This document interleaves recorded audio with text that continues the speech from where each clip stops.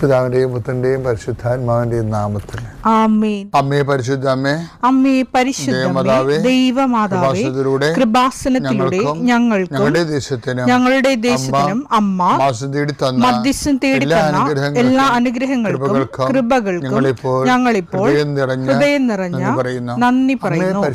അമ്മേ പരിശുദ്ധമ്മേ, ദൈവമാതാവേ, 2004 ഡിസംബർ 7 ഉച്ചകഴിഞ്ഞ് 2:30 കൃപാസനത്തിൽ സംഭവിച്ച അമ്മയുടെ പ്രത്യക്ഷപ്പെടലിനെ കുറിച്ച് തിരുസഭയ്ക്ക് സമർപ്പിച്ചിരിക്കുന്ന പഠനരേഖകളുടെ മേൽ സഭാത്മകമായ പഠനം ആരംഭിക്കുവാൻ ഞങ്ങൾ പ്രാർത്ഥിക്കുന്നു. അമ്മേ പരിശുദ്ധമേ, ഭൂസ്വർലോകങ്ങളുടെ രാജ്ഞിയായ അങ്ങേയ്ക്ക് ഭൗമസംരക്ഷണത്തിനായി പ്രപഞ്ചപ്രകൃതിയെ തന്നെ തിരുസഭ പ്രതിഷ്ഠിക്കുവാൻ ഈ പ്രത്യക്ഷീകരണം വഴി ഇടയാക്കണമേ. പരിശുദ്ധമേ, ജപമാല മാതാവേ, സകല കൃപാസനം പ്രാർത്ഥനയോടും ചേർത്ത് ഞങ്ങളിപ്പോൾ പ്രാർത്ഥിക്കുന്ന ഈ കുടുംബത്തിന്റെ പ്രത്യേക നിയോഗം പറ മക്കളെ.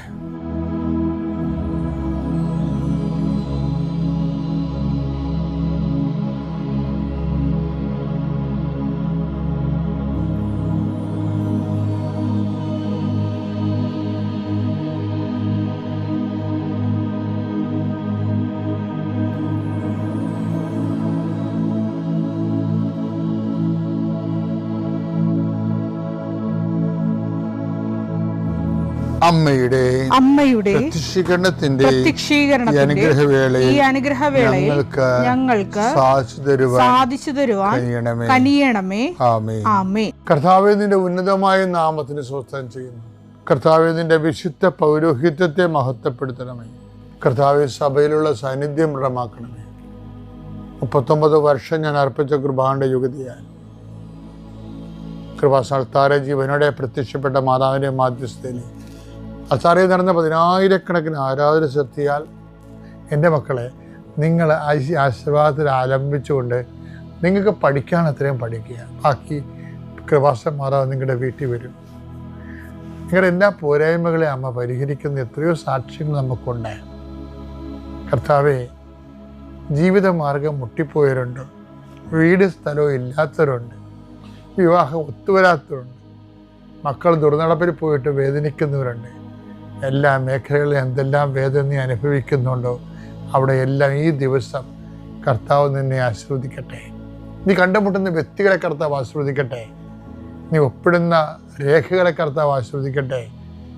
നീ ലോൺ എടുക്കാൻ പോവുകയോ സാമ്പത്തിക വിഷയങ്ങൾ സംസാരിക്കാൻ പോവുകയോ ചെയ്യുന്ന ഇടങ്ങളിൽ കർത്താവ് നിനക്ക് തുണ വരട്ടെ. കർത്താവ്, ഞങ്ങളുടെ മക്കളെ ഓർത്ത് പ്രാർത്ഥിക്കുന്നു. അവിടെ ക്രിസ്മസ് പരീക്ഷയ്ക്ക് വേണ്ടി മക്കൾ ഒരുങ്ങാൻ പോവുകയാണ് ഈശോയെ. ആത്മാർത്ഥമായി പഠിക്കുന്ന മക്കളുണ്ട് ഈശോയെ, പഠിച്ചിട്ട് കയറാത്ത മക്കളുണ്ട്, പഠിക്കാൻ പറ്റാത്തവരുണ്ട് ഈശോയെ. വീട്ടിലെ സ്ഥിതി കാരണം മനസ്സ് മരവിച്ചിരിക്കുന്ന കുഞ്ഞുങ്ങളുണ്ട്. അവരെല്ലാം ഞാൻ ആശീർവദിക്കുന്നു. എൻ്റെ കർത്താവിൻ്റെ ഉന്നതമായ നാമത്തിൽ സഭയുടെ അധികാരത്തിൽ കുരിശടയാത്തി കൃപാസ്ഥാനത്താറെ ജീവനോടെ പ്രത്യക്ഷപ്പെട്ട മാതാവിൻ്റെ മധ്യസ്ഥത്തിന് രോഗപീഠകളെ ഈശ്വനാമത്തിൽ സൗഖ്യം പ്രാപിക്കട്ടെ. വിശ്വാസ പ്രമാണം. സർവശക്തനായ പിതാവും ആകാശത്തിന്റെയും ഭൂമിയുടെയും സൃഷ്ടാവുമായ ദൈവത്തിൽ ഞാൻ വിശ്വസിക്കുന്നു. അവിടുത്തെ ഏകപുത്രനും ഞങ്ങളുടെ കർത്താവുമായ ഈശോമിശിഹായിലും ഞാൻ വിശ്വസിക്കുന്നു.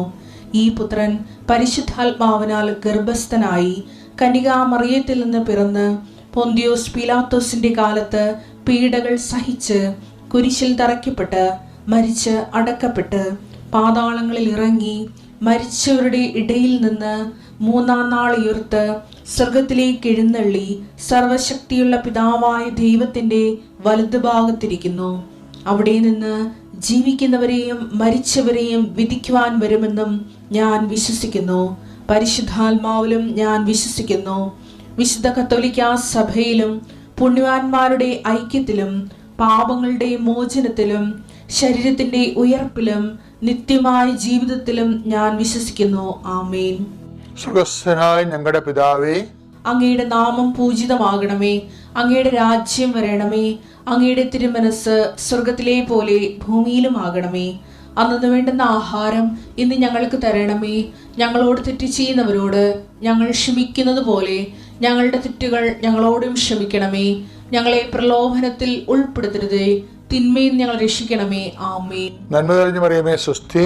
കർത്താവ് അങ്ങയുടെ കൂടെ സ്ത്രീകളിൽ അങ്ങ് അനുഗ്രഹിക്കപ്പെട്ടവളാകുന്നു. അങ്ങയുടെ ഉദരത്തിൻ ഫലമായി ഈശോ അനുഗ്രഹിക്കപ്പെട്ടവനാകുന്നു. പരിശുദ്ധ മറിയമേ, തമ്പുരാന്റെ അമ്മേ, പാപികളായ ഞങ്ങൾക്ക് വേണ്ടി ഇപ്പോഴും ഞങ്ങളുടെ മരണസമയത്തും തമ്പുരാനോട് അപേക്ഷിക്കണമേ. ആമേൻ. എൻ്റെ പ്രിയപ്പെട്ടവരെ, ഈ ജ്ഞാനമില്ലേ, ദൈവജ്ഞാനം, മാതാവിന് സിസ്റ്റർ പുസ്തകമൊക്കെ പറയത്തില്ലേ, ജ്ഞാനം എന്ന് പറയുന്നത് ഈ ദൈവത്തിൻ്റെ മനസ്സ് പ്രീ ലോഡ് ചെയ്യുന്ന ഒരു പ്രോസസ്സാണ്. ദൈവത്തിൻ്റെ മനസ്സ് എന്ത് കറണ്ടിൽ അതിലെന്താണ് ഫ്ലോ ചെയ്യുന്നത് അത് നമുക്ക് ലൂപ്പ് ചെയ്ത് ടാപ്പ് ചെയ്തെടുക്കാൻ പറ്റുന്നതിനാണ് ജ്ഞാനം എന്ന് പറയുന്നത്. അപ്പോൾ പൗലോസ് അത് കുറേ നാൾ പ്രെയർ ചെയ്ത് കഴിയുമ്പോൾ നമുക്ക് ജ്ഞാനവരം കിട്ടും. അപ്പോൾ അതെന്താ പൗലോസ് പറയുന്നുണ്ടേ, ഞങ്ങളാകട്ടെ യേശു ക്രിസ്തുവിൻ്റെ മനസ്സറിയുന്നെന്ന്. അതാണ് ജ്ഞാനം എന്ന് പറഞ്ഞത്. 1 Corinthians 2:16 കർത്താവിനെ പഠിപ്പിക്കാൻ തക്കവിധം അവിടുത്തെ മനസ്സറിഞ്ഞവൻ ആരുണ്ട്?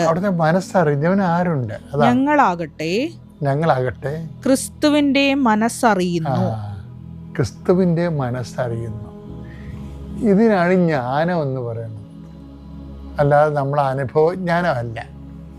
ഇപ്പം ചില അനുഭവം ഉണ്ടാക്കുന്നു, പ്രായോഗികമായി ജ്ഞാനത്തിൽ കുറേ പരിചയം കിട്ടിക്കഴിയുമ്പോൾ അതിൻ്റെ ഒരു നോഹവ് കിട്ടുന്ന ജ്ഞാനസൂത്രം അതല്ല, അത് ഭൗതികമായി. ആധ്യാത്മിക ജ്ഞാനം എന്ന് പറയുന്നത് ക്രിസ്തുവിൻ്റെ മനസ്സറിയുന്നതാണ്. അപ്പോൾ ക്രിസ്തുവിൻ്റെ മനസ്സെന്ന് പറയുമ്പോൾ ദൈവം ആത്മാവാകുന്നു, ദൈവത്തോട് യോജിക്കുന്നവൻ ആത്മാവിനോട് യോജിക്കുന്നു. ഇപ്പം നമ്മൾ ഈ വചനത്തിൽ അധിഷ്ഠിതമായി ജീവിച്ച് കഴിയുമ്പോൾ ഒരു ആധ്യാത്മിക വ്യാപാരമാണത്. ആ വ്യാപാരത്തിലൂടെ ദൈവത്തിൻ്റെ മനസ്സുമായിട്ട് ആത്മാവുമായിട്ട് നമ്മൾ യോജിക്കുന്നു. 1 Corinthians 6:17 കർത്താവുമായി സംയോജിക്കുന്നവൻ. അപ്പോൾ അത് സാധ്യമാണത്. കർത്താവുമായി സംയോജിക്കുന്നവൻ അവിടുത്തോട് ഏകാത്മാവായി തീരുന്നു. ഏകാത്മാവായി തീരുന്നു. കാര്യം എന്താ വെച്ചാൽ ദൈവം ആത്മാവായത് കൊണ്ടാണ്.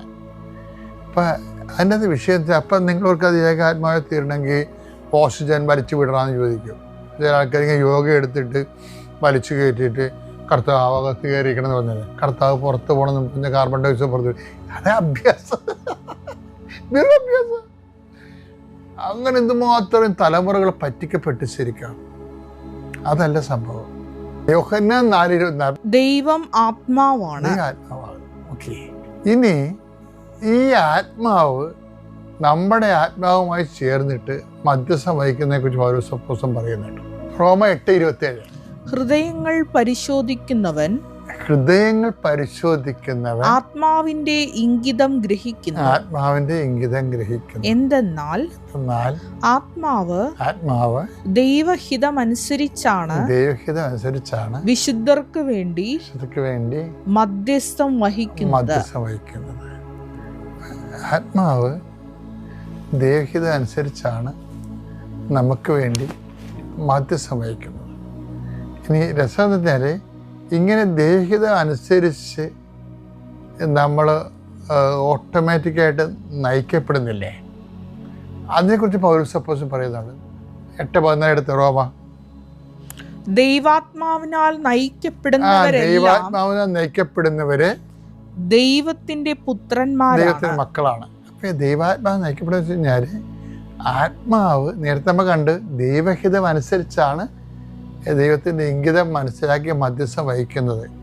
അപ്പോൾ ദൈവത്തിൻ്റെ ഇംഗിതം അനുസരിച്ച് എന്നുവെച്ചാൽ ദൈവത്തിൻ്റെ ഹിതം എവിടുന്ന് കിട്ടും? നമുക്ക് വചനത്തിൽ നിന്ന് കിട്ടും, പാരമ്പര്യത്തിൽ നിന്ന് കിട്ടും, പിന്നെ സഭയുടെ പ്രബോധനങ്ങളിൽ നിന്ന് കിട്ടും, സുപ്പീരിയേഴ്സിൻ്റെ വഴി നടത്തലിൽ നിന്ന് കിട്ടും. അങ്ങനെ വ്യത്യസ്തമായ രീതിയിൽ ദൈവഹിതം നമുക്ക് കിട്ടും. അപ്പം അത് വഴി തന്നെ സഞ്ചരിക്കുന്ന ആൾക്കാരാണ് ദൈവാത്മാവ് നയിക്കപ്പെടുന്നവർ. ഇപ്പോൾ ദൈവത്തിൻ്റെ മക്കളാണ്. ഇങ്ങനെ വരുമ്പോൾ എന്താ വിഷയം വെച്ച് കഴിഞ്ഞാൽ ദൈവാത്മാവിനെ നയിക്കപ്പെടുന്നവർ ആ ഒരു ലെവലിലേക്ക് വരുമ്പോൾ, ലെവലിലേക്കല്ല, ആ ഒരു ലെവലിൽ നമ്മൾ ആധ്യാത്മികത ക്രമീകരിക്കണമെങ്കിൽ നമുക്ക് ഫസ്റ്റായിട്ട് നമ്മുടെ ഭാഗത്തു നിന്ന് ഒരു ശ്രമം ഉണ്ടാകണം. അത്രേ ഉള്ളൂ. പരമാവധി ദൈവഹിതം അനുസരിച്ച് ജീവിക്കാൻ വേണ്ടി ഞങ്ങളെ സഹായിക്കണമേ എന്ന് നമ്മൾ പ്രാർത്ഥിക്കണം. പക്ഷേ നമ്മളെപ്പോഴും ശ്രദ്ധിക്കേണ്ട ഒരു കാര്യമുണ്ട്. ഈ ബയോ വേസ്റ്റ് എന്ന് പറയുന്നത്, നമ്മൾ ബയോ വേസ്റ്റ് വായിക്കില്ലേ, ഇപ്പോൾ പ്ലാസ്റ്റിക് വേസ്റ്റ്, പിന്നെ ബയോ വേസ്റ്റ്, മനുഷ്യനുണ്ടാക്കുന്ന വേസ്റ്റുകൾ, ചോറ്, അതേപോലെയുള്ള എല്ലാ സംഭവങ്ങളും, അതായത് അലിഞ്ഞു പോകുന്ന മിനറൽസും എല്ലാം അടങ്ങിയിട്ടുള്ള ബയോ വേസ്റ്റുകൾ. ഈ ബയോ വേസ്റ്റുകളെ അതുപോലെ തന്നെ ആധ്യാത്മിക ജീവിതത്തിലും ഭൗതിക ജീവിതത്തിലും ബയോ വേസ്റ്റുകളുണ്ടാകും. പ്രാർത്ഥന ഏറ്റവും വലിയ, അതാണ് ഞാൻ പറയുന്നത്, ഏറ്റവും വലിയ ജ്ഞാനമെന്ന് പറയുന്നത് പ്രാർത്ഥിക്കാനുള്ള ഒരു മനുഷ്യൻ്റെ ദൈവഹിതത്തോട് ചേർന്ന് നിന്നുകൊണ്ട് പ്രാർത്ഥിക്കാൻ കഴിയുന്ന ഒരു മനുഷ്യൻ്റെ ആധ്യാത്മികതയാണ് പ്രാർത്ഥന ഉൽപ്പാദിപ്പിക്കുന്നത്. ഈ പ്രാർത്ഥന ഉൽപ്പാദിപ്പിച്ച് കഴിഞ്ഞാൽ ഗുണം വെച്ച് കഴിഞ്ഞാൽ ബയോ വേസ്റ്റുകൾ കുറക്കാൻ പറ്റും. ഇപ്പം ചില ആൾക്കാർ ഒരു സമയത്ത് കട തുടങ്ങി. അപ്പം എനിക്കൊരു മനുഷ്യനറിയാം. ആ മനുഷ്യൻ ആദ്യം കട തുടങ്ങി, പീഡിയക്കട. അത് 5-6 കൊല്ലം നാട്ടുകാർ, എൻ്റെ നാട്ടിൻപുറത്തൊക്കെ അറിയാടിയാണ്. അത് നാട്ടുകാർ കൊണ്ടുപോയി പറ്റു പുസ്തകം ബാക്കിയും കട അടക്കുകയും ചെയ്തു. പിന്നെ കുറച്ച് കഴിഞ്ഞപ്പോൾ പുള്ളിക്കാരൻ ഇത് തുടങ്ങി. അതാണ് പീഡിയക്കട, ചായക്കടയാക്കി. അത് 5-6 കൊല്ലം കഴിഞ്ഞപ്പോൾ പിന്നെ പുള്ളി അതും കുറേ നാട്ടുകാർ കൊണ്ടുപോയി. പുള്ളി കടത്തിലായി. പിന്നെ പുള്ളി കൃഷി ചെയ്ത്, പിന്നെ പുള്ളി പന്നി വളർത്തൽ ചെയ്ത്, ഇങ്ങനെ ഓരോരോ ജോലികൾ ഇങ്ങനെ ചെയ്ത് ഇതിനകത്ത് എല്ലാം അവസാനം വരുമ്പോൾ ബയോ വേസ്റ്റ് കൂടും. റിപ്പീറ്റ് ചെയ്ത് നമ്മൾ കടക്കാരാകുകയും കടം തന്നെ കിടക്കുകയും ചെയ്യും. ഇപ്പം ഇങ്ങനെ ഒരു വിഷയം വരുമ്പോൾ നമ്മളെന്താ വിഷയം എന്ന് വെച്ച് കഴിഞ്ഞാൽ, നമ്മൾക്ക് ഇപ്പം നമ്മൾ ക്രിസ്ത്യൻസ് ആണെന്നൊക്കെ പറഞ്ഞാലും നോൺ ക്രിസ്ത്യൻസിൻ്റെ രീതിയിലാണ് നമ്മൾ വിഷയങ്ങളെ സമീപിക്കുന്നത്. ഇപ്പം ഈശോ എന്താ പറഞ്ഞു വെച്ച് കഴിഞ്ഞാൽ, ഈ ദൈവാത്മാവിനാൽ നയിക്കപ്പെടുക എന്ന ഒരു വിഷയമുണ്ടല്ലോ, അതെന്ന് പറയണത്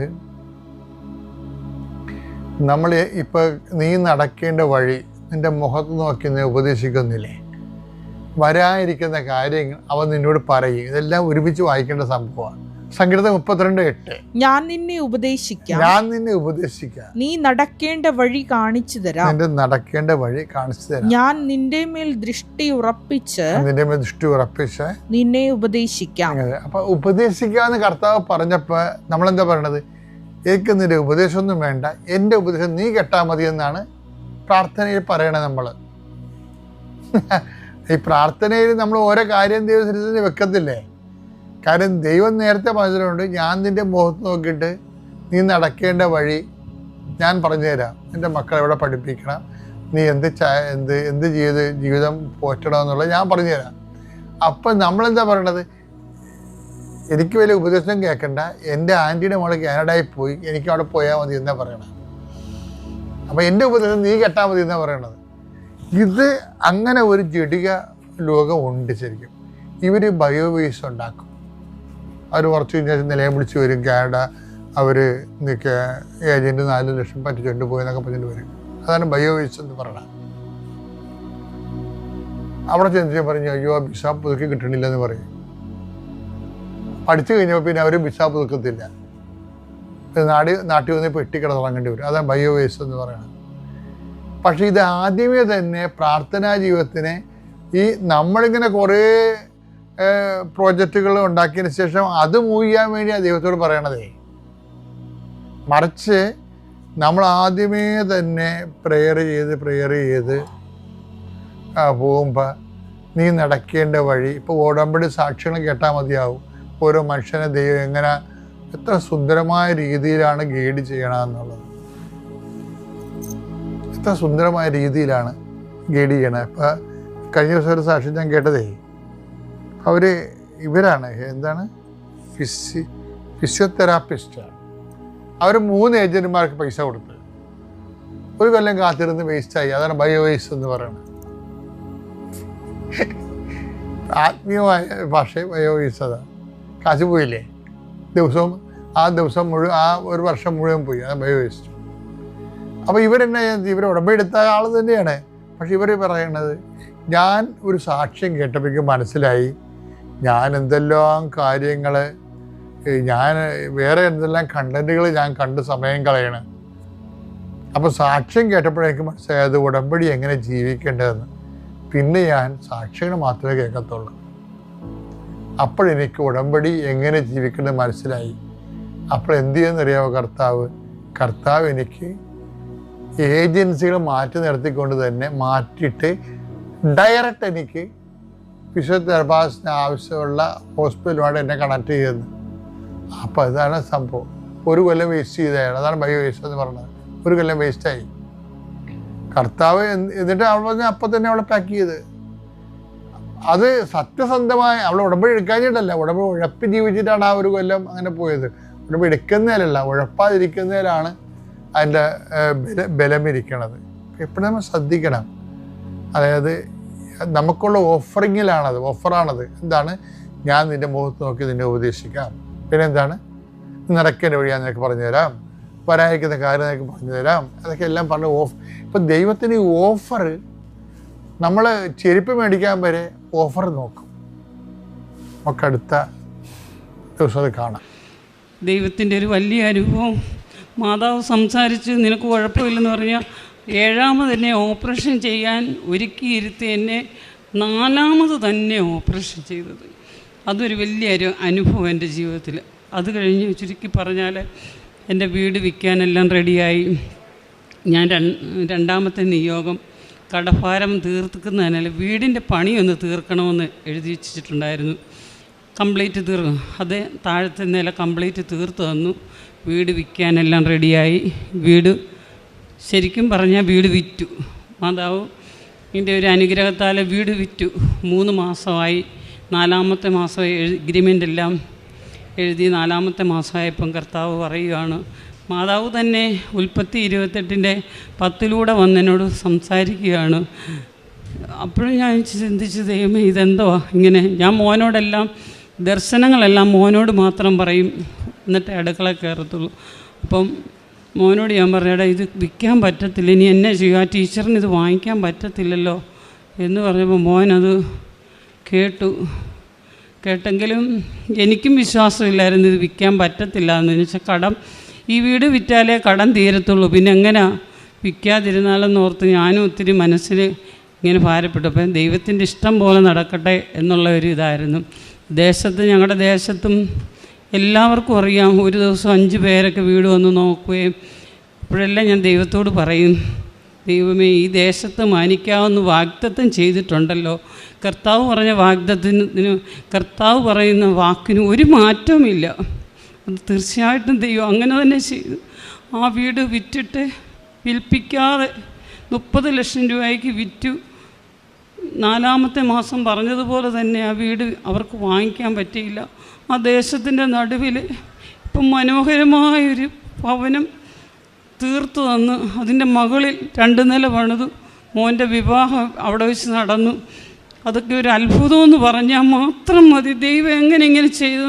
ഇപ്പം ഞങ്ങൾ കഴിഞ്ഞ ഒരു സിസ്റ്റർ വീട്ടിൽ വന്നിട്ട് ചോദിക്കുക, ഇനി ഇതെങ്ങനെ ദൈവം തന്നു, ഇത്രയും സ്ഥലം നിങ്ങൾക്ക് ഇങ്ങനെ എത്ര ലക്ഷം രൂപ കൊടുത്താൽ നിങ്ങൾ വാങ്ങിച്ചത്? ഞാൻ പറയും, സിസ്റ്ററെ ദൈവം തന്നു, ദൈവം തന്നല്ലാതെ ഞങ്ങൾക്ക് ലക്ഷങ്ങളൊന്നും കൊടുത്തില്ല. ആ ഫ്രണ്ടിലോട്ടൊരു ഫ്ലോട്ടായിട്ടൂടെ ദൈവം കുന്ന് യെശയ്യാവ് 45-ൻ്റെ 2 കർത്താവ് സംസാരിച്ചതുപോലെ ദൈവം അനുഗ്രഹിക്കപ്പെട്ട ഒരു ഭൂമിയും ദൈവം ഫ്രണ്ടിലോട്ട് തന്നു. വണ്ടി കയറ്റിയിടാൻ എല്ലാ സൗകര്യങ്ങളും കംപ്ലീറ്റ് പണി തീർത്ത് ദേശത്ത് എന്താ പറയേണ്ടത്, ദൈവം മാനിച്ചെന്ന് പറഞ്ഞാൽ ഇതുപോലൊരു അനുഗ്രഹം. എല്ലാവരും എന്നോട് ഇടയ്ക്കിടയ്ക്ക് വന്ന് ചോദിക്കും, ഇതെങ്ങനെ മിനിയുടെ രോഗം മാറിയത്? മിനിക്ക് എങ്ങനെ ഇങ്ങനെ സംഭവിച്ചു? ഇപ്പോഴും എന്നോട് ചോദിക്കുന്നവരുണ്ട്, മിനിയുടെ രോഗം മാറിയോ? മിനി ഇപ്പോഴും എനിക്ക് ഷുഗറുണ്ട്, ഹൈ ഷുഗർ ഉണ്ടാകും. ഇപ്പം ഹൈ ഒന്നുമില്ല, 200 ഉള്ളൂ. എന്നാലും ദൈവത്തിൻ്റെ കൃപയെന്ന് പറഞ്ഞാൽ മനോഹരമായി മോന് ദുബായിലാണ്, മകളെ മോനൊരു വിവാഹം കഴിച്ച് ഇപ്പോൾ അവൻ മോൻ വിസിറ്റിങ്ങിന് ദുബായിലിട്ട് പോയിരിക്കുന്നു. ദൈവത്തിൻ്റെ ഒരു വലിയ അനുഗ്രഹം. മോൻ ഇവിടെ കൺസ്ട്രക്ഷൻ ഫീൽഡിലെ സിവിൽ എഞ്ചിനീയർ ആയിരുന്നു. ഇവിടെ നിന്ന് കൺസ്ട്രക്ഷൻ ഒത്തിരി ബിൽഡിങ്ങുകളൊക്കെ പണിതു. ഇങ്ങോട്ട് പോരുമ്പോൾ ഞാൻ അറിയുന്നു ഒരു ബിൽഡിങ് മോൻ പണിതുകൊണ്ടിരിക്കുന്ന ബിൽഡിങ് 8 മേസ്ത്രിമാരവിടെ നിന്ന് അവരെ പറഞ്ഞു വിട്ടിരിക്കുന്നെന്ന്. അതൊരു വലിയ സങ്കടകരമായിട്ടാണ് ഞാൻ ഇങ്ങോട്ട് പോയപ്പോൾ. എൻ്റെ വിചാരം, എൻ്റെ അടുത്തിരുന്ന ഒരു ആൻറ്റി പറഞ്ഞു, വണ്ടിയിൽ ഇരുന്നപ്പം പറഞ്ഞു, സാക്ഷി പറയാത്തത് കൊണ്ടായിരിക്കും ഇതിന് തടസ്സം, സാരമില്ല, ദൈവഹിതമാണെങ്കിൽ അത് നടക്കട്ടെ. അത് 3 നില ബിൽഡിങ്ങാണ്, ഒത്തിരി പേര് ചെന്ന് പാര വെച്ചു. എന്താ പയ്യനായതുകൊണ്ട് അവന് നിങ്ങൾ കൊടുക്കരുത്, നന്നാലും അവനെ കൊടുക്കത്തുള്ളായിരുന്നു അവർ. പക്ഷെ ഇങ്ങോട്ട് വന്ന് വഴി കേട്ടപ്പോൾ എനിക്ക് ഒത്തിരി സങ്കടം തോന്നിയാലും ഞാനിവിടെ എന്ന് പറഞ്ഞ് ദൈവഹിതം അല്ല എങ്കിൽ കിട്ടണ്ട, ദൈവഹിതം ആണെങ്കിൽ മതിയെന്ന്. അപ്പം എൻ്റെ മരുമോൾ പറഞ്ഞിരിക്കുന്നത്, മമ്മി ഞാൻ വന്നിട്ട് നമുക്കൊന്നിച്ച് പോയി സാക്ഷി പറയാമെന്നാണ് പറഞ്ഞിരിക്കുന്നത്. അവൾ കഴിഞ്ഞ ദിവസം അവിടെ കൃപാസനത്തിലെ ജോസപ്പച്ചനെ അവളവിടെ കണ്ട് അവളോട് സംസാരിക്കുന്നതായിട്ട് അവൾ എന്നോട് വിളിച്ച് പറഞ്ഞു, മമ്മി ഞാൻ വന്നിട്ടൊന്ന്. അതുപോലെ അവൾക്കും വിവാഹം കഴിഞ്ഞ് ഞങ്ങൾ എല്ലാവരും ഇവിടെ ഒന്നിച്ച് വന്നു. അതൊരു വലിയൊരു അനുഗ്രഹമായിരുന്നു. അതുപോലെ എൻ്റെ മോടെ വിഷയം, മോക്കൊരു നല്ല ജോലിക്ക് വേണ്ടിയിട്ട് അവൾക്ക് എന്നെ നോക്കിയതുകൊണ്ട് അവൾക്ക് ജോലിയൊന്നുമില്ലാതെ വിഷപ്പിച്ച് അവൾ കോഡിങ് വീട്ടിലിരുന്ന് പഠിച്ചു. കോഡിങ് ആദ്യം തന്നെ എഴുതിയപ്പോൾ അവിടെ കൂടെ ഉള്ള എഴുതിയ ആൾക്കാർക്കൊന്നും കിട്ടിയില്ല. അവൾക്ക് കിട്ടി, കോഡറായിട്ട് അവൾ ജോലിക്ക് കയറി നല്ലൊരു ജോലി ചെയ്തുകൊണ്ടിരിക്കുന്നു. ദൈവത്തിൻ്റെ അനുഗ്രഹം, വലിയ അനുഗ്രഹം എന്ന് പറഞ്ഞാൽ ഇപ്പോഴും ഞങ്ങളുടെ ദേശത്തും എന്നെ അറിയാവുന്നവർക്കും ഞങ്ങളുടെ കുടുംബത്തിലുള്ളവർക്കും എല്ലാവർക്കും അതിശയമാണ്. പക്ഷെ ഞാൻ ആരോടും വീട് വിറ്റ കാര്യം ആദ്യം ആരോടും പറഞ്ഞില്ലായിരുന്നു. എന്നെ സ്നേഹിക്കുന്ന 2-3 അച്ഛന്മാരോടും ഇറമ്പാച്ചനോടും ഒക്കെ പറഞ്ഞു, ഇങ്ങനെ വിറ്റു, പ്രാർത്ഥിക്കണം, ദൈവഹിതം പോലെ നടക്കട്ടെ എന്ന്. അപ്പോൾ എനിക്ക് ഈ അനുഭവങ്ങൾ ഉണ്ടാകുമ്പോഴെല്ലാം ഞാൻ അവരോടൊന്ന് പറയുമായിരുന്നു, അവർക്കൊന്നും മനസ്സിലാകാൻ വേണ്ടിയിട്ട്. ഇപ്പം ഞാൻ ആരോടും പറയത്തില്ല. മകൻ പറയുന്നു, മമ്മി ആരോടും പറയണ്ട, ദൈവത്തിൻ്റെ ഒരു വലിയ അനുഗ്രഹം എന്ന് പറഞ്ഞാൽ ഇത് പറഞ്ഞറിയിക്കാൻ വയ്യാത്തൊരു വലിയൊരു സാക്ഷി. ഈ കൃപാസനത്തിലെ മാതാവ്, സഞ്ചാരി മാതാവ് പ്രവർത്തിക്കുന്ന ആ വലിയ അനുഗ്രഹം. മാതാവ് സംസാരിക്കുമോ എന്ന് ചോദിച്ചാൽ സംസാരിക്കും, എല്ലാം പറയും. എൻ്റെ പേര് സിജു ട്രീസ, മണിമേലയിൽ നിന്ന് വരുന്നു. ആദ്യമായി തിരുക്കുമാരനും അമ്മയ്ക്കും ജോസഫ് അച്ഛനും 1000 നന്ദി പറയുന്നു. എനിക്കിവിടെ വന്ന് മാതാവിൻ്റെ ഒരു സാക്ഷിയായി മാറാൻ അനുവദിച്ചതിൽ ഒത്തിരി നന്ദികൾ പറയുന്നു. ഞാൻ ഇവിടെ ആദ്യമായി വരുന്നത് 2022 ഓഗസ്റ്റ് 20 ഞാൻ നിയോഗം വെച്ചതിൽ ആദ്യത്തേത് വെച്ചത് എനിക്ക് മൈഗ്രെയിൻ ഉണ്ടായിരുന്നു. 2016 തൊട്ട് 2016 എനിക്ക് കഠിനമായ തലവേദന വരികയും ഹോസ്പിറ്റലിൽ അഡ്മിറ്റായി CT സ്കാനും MRI ഒക്കെ എടുത്തു. പക്ഷേ അതിലൊന്നും കാണുന്നില്ല എന്ന് ഡോക്ടർ പറഞ്ഞു. അപ്പോൾ 7 ദിവസത്തെ ആൻറ്റിബയോട്ടിക് കഴിഞ്ഞ് ഡിസ്ചാർജായി. ഡോക്ടർ പറഞ്ഞു, ടെൻഷൻ അടിക്കരുത്, ടെൻഷനും കൊണ്ട് വരുന്ന മൈഗ്രെയിനാന്ന് പറഞ്ഞു. മൈഗ്രെയിന് ഒട്ടും ടെൻഷൻ അടിക്കാൻ പറ്റത്തില്ല എന്ന് പറഞ്ഞു. അപ്പോൾ ഞാൻ ഡിസ്ചാർജ് മേടിച്ചു, ഹോസ്പിറ്റലിൽ നിന്ന് പോരുന്നു. പെയിൻ കില്ലറൊക്കെ തന്നിരുന്നു. പെയിൻ കില്ലറൊക്കെ കഴിക്കുമ്പോൾ കുറവുണ്ട്. പക്ഷേ 6 വർഷമായിട്ട് എനിക്ക് തലവേദന തുടർന്നുകൊണ്ട് പോയി. 2-3 ഹോസ്പിറ്റലുകളിലൊക്കെ കാണിച്ചു. പക്ഷേ ടാബ്ലറ്റ് കഴിക്കുമ്പോൾ ഒരു കുറവുണ്ട്. പിന്നെയും അതുപോലെ തന്നെ ഡെയിലി വരുമായിരുന്നു മൈഗ്രെയിൻ. അപ്പം ഞാനൊരു നേഴ്സാണ്. ഞാൻ IELTS പാസ്സായിരുന്നു 2021 ജൂലൈയിൽ. എനിക്ക് UK പോകണമെന്ന് ഭയങ്കര ആഗ്രഹമായിരുന്നു.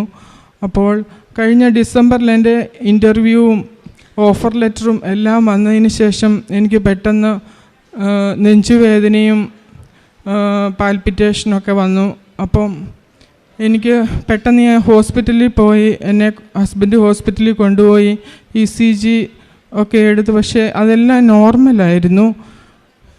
ഡോക്ടർ പറഞ്ഞു, ഇത് വൈറ്റമിൻസ് എല്ലാം ലോ ആയതാണ്. മൈഗ്രെയിൻ്റെ ടാബ്ലറ്റ് 6 വർഷമായിട്ട് കഴിക്കുന്നത് കൊണ്ട് വൈറ്റമിൻസ് എല്ലാം ലോ ആയി. വൈറ്റമിൻ ഡിയും HB എല്ലാം ഒത്തിരി ലോ ആയിപ്പോയി, കാൽസ്യവും.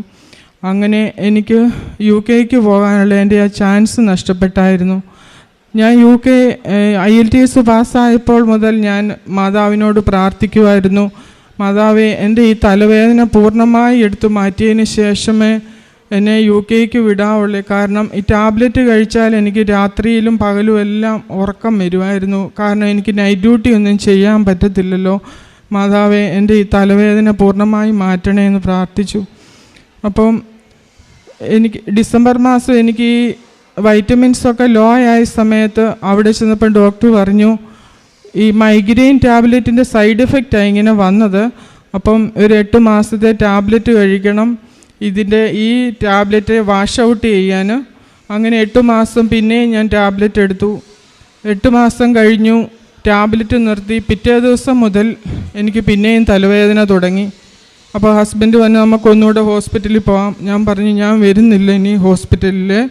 ഇനി ഞാൻ കൃപാസനത്തിൽ പോയി ഉടമ്പടി എടുത്തതിന് ശേഷം മാത്രമേ ഞാൻ ഇനിയും ഹോസ്പിറ്റലിൽ വരത്തുള്ളൂ എന്ന് പറഞ്ഞു. 1 മാസത്തെ താമസം ഉണ്ടായി ഇങ്ങോട്ട് വരാൻ. ഓരോ തടസ്സങ്ങളായിരുന്നു. 1 മാസം ഞാൻ പെയിൻ കില്ലർ എടുത്തു. ഉടമ്പടി എടുത്തതിന് ശേഷമേ ഇനി ഞാൻ ഹോസ്പിറ്റലിൽ പോകത്തുള്ളൂ എന്ന് പറഞ്ഞു. അപ്പോൾ ആ 1 മാസം ഞാൻ ടാബ്ലറ്റ് എടുത്തു.